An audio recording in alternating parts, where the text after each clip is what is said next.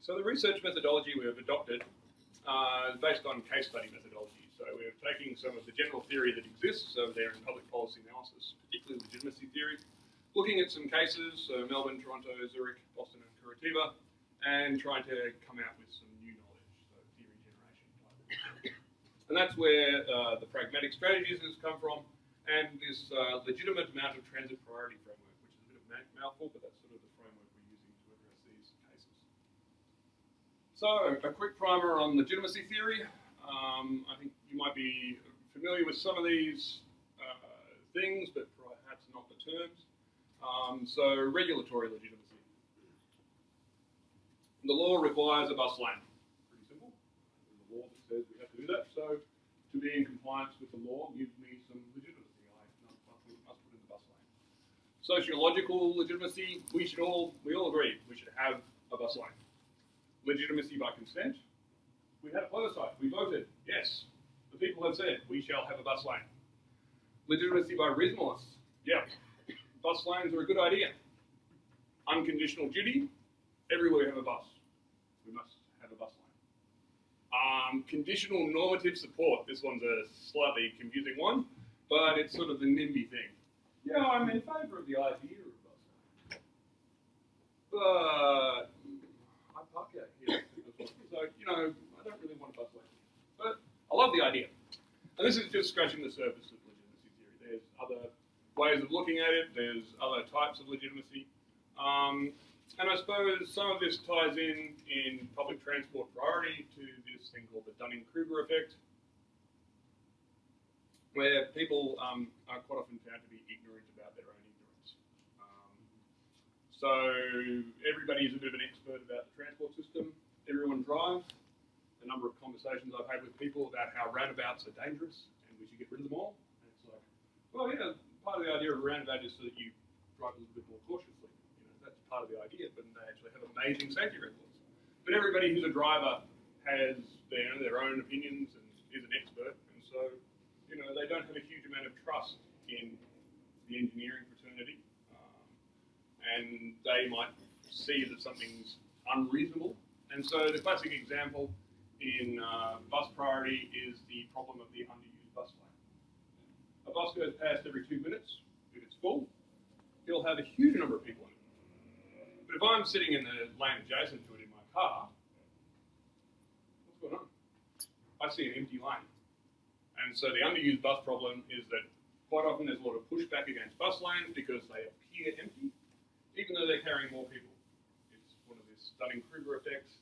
People are not quite aware of their own ignorance, but are certain that they're absolutely right. This bus lane is underused, and we should all be able to drive it. Going back into some of the legitimacy theory, this sort of stuff does play out in the real world. There's these models of the political system, political theatre, and so on. The example from Melbourne that I've selected here was recently on the, I think, 96. There was some tram stops that went in, but there were some tram stops that didn't go in, partly to do with Greens councillors who didn't like it because it didn't have enough space for cyclists or something. I'm not fully across the details, but you can see we've got regulatory legitimacy. The DDA requires us to put in tram stops. We've got councillors who have legitimacy by consent. We've voted for the councillors. And presumably they're all in favour of bus stop accessibility, but as long as it has a bike lane.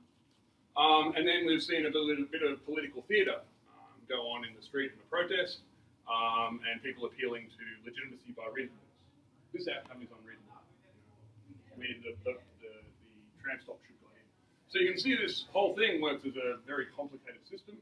And that sort of ties into what are we talking about in some of the case studies, which we'll sort of blaze through relatively quickly as we don't have a huge amount of time. But it is a very complicated system, and so what we were looking at as a way of trying to explore these cases and try and understand it was a much simpler way of looking at it. And so we came up with this framework, which was basically about the idea that the amount of transit priority that's legitimate does sort of affect the amount of transit priority that we have in real life. So I might propose some transit priority. So, you know, my proposal gives the idea of putting in this bus lane or something some legitimacy, but then some people might come out in opposition, which, you know, might take away my legitimacy and we don't get anywhere. We might have some sort of compromise where we don't get quite as much transit priority as we wanted. Or, you know, my proposal might rule the day and I might actually get there. On the other side, I might just go out and build some stuff and then I might have to remove it because it doesn't actually get the legitimacy, everybody hates it. Or, you know, I might get to keep some of it, or I might get to keep the whole lot. And that's sort of a very simple framework we're using to address these cases. So I'll take you briefly into some of the cases. Zurich. We always look at Zurich as this sort of model of transit priority. It's sort of, how did they get here? Well, part of the reason that they got there is because they already had a whole lot of people riding transit. And so that gives transit priority a lot of legitimacy. If half your population is riding the tram, it makes a lot of sense that there's going to be a lot of support for that. But it wasn't always that way. They had a few goes at grade separating transit, which was not popular with the people. They put in an initiative. They can have these citizen initiatives go through. And then the city staff tried some stuff, but they didn't really try very much because they were worried about the impacts on cars. And so they ended up having a ballot in 77. So even though we see Zurich as this poster child for transit priority, it has taken time and it only just managed to get legitimacy by consent, 51-49. Even then, the engineers were like, oh, we can't go quite as aggressive as the ballot said, so we'll just, you know, we'll go a little bit more priority, but not too much. And so then there was a whole lot of lobbying by the supporters of the initiative, and another city directive, and then that sort of pushed it forward to actually get them to a point where they've just been building from now on. And yeah, they've had about 30 years of implementation, and they're at the stage now where I think their Rosengartenstrasse tunnel is actually putting cars under the ground so that they can have the streetcars running at grade. So it's sort of a lot of legitimacy for on-street public transport in that environment. And when we look at it through these pragmatic strategies, we see this sort of bottom-up and incremental approach. They've definitely done a little bit of trials, sort of on a small scale, in the city engineers. And yeah, they've definitely had this formal rational approach with the other side. Very rational way of deciding this big issue.